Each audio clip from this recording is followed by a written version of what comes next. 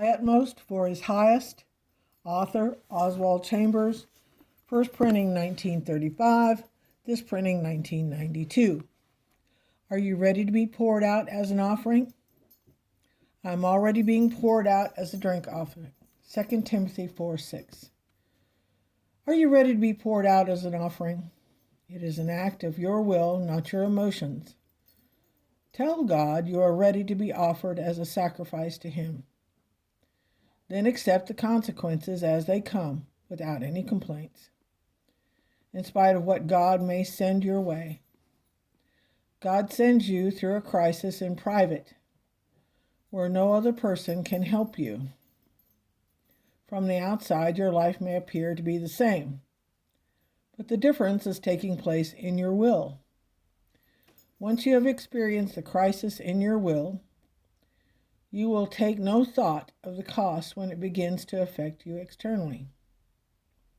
If you don't deal with God on the level of your will first, the results will be only to arouse sympathy from yourself. Bind the sacrifice with cords to the horns of the altar. Psalm 118:27. You must be willing to be placed on the altar and go through the fire, willing to experience what the altar represents: burning, purification, and separation for only one purpose: the elimination of every desire and affection not grounded or directed toward God. But you don't eliminate it, God does. You bind the sacrifice to the horns of the altar and see to it that you don't wallow in self-pity once the fire begins. After you have gone through the fire, there will be nothing that will be able to trouble or depress you. When another crisis arises, you will realize that things cannot touch you as they used to do. What fire lies ahead in your life?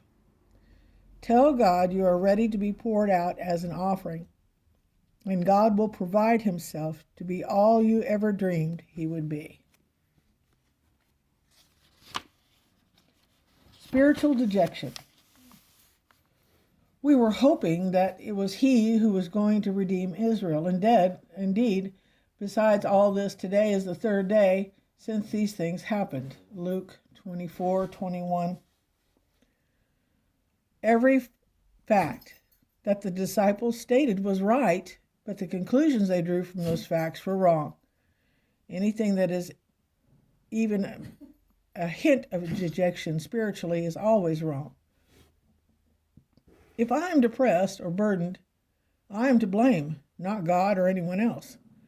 Dejection stems from one or two sources.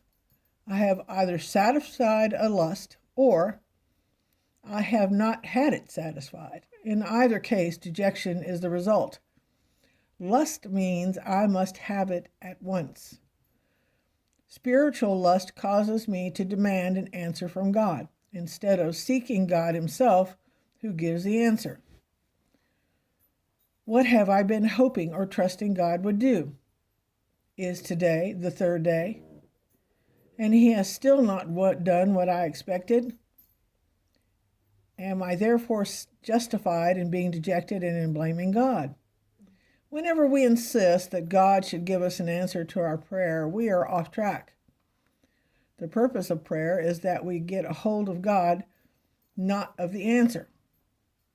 It is impossible to be well physically and to be dejected, because dejection is a sign of sickness.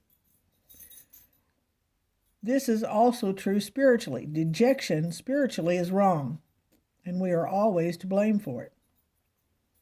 We look for visions from heaven and from earth-shaking events to see God's power. Even the fact that we are dejected is proof that we do this. Yet we never realize that all the time God is at work in our everyday events and in people around us. If we will only obey and do the tasks that He has placed closest to us, we will see Him. One of the most amazing revelations of God comes to us when we learn that it is in the everyday things of life that we realize the magnificent deity of Jesus Christ.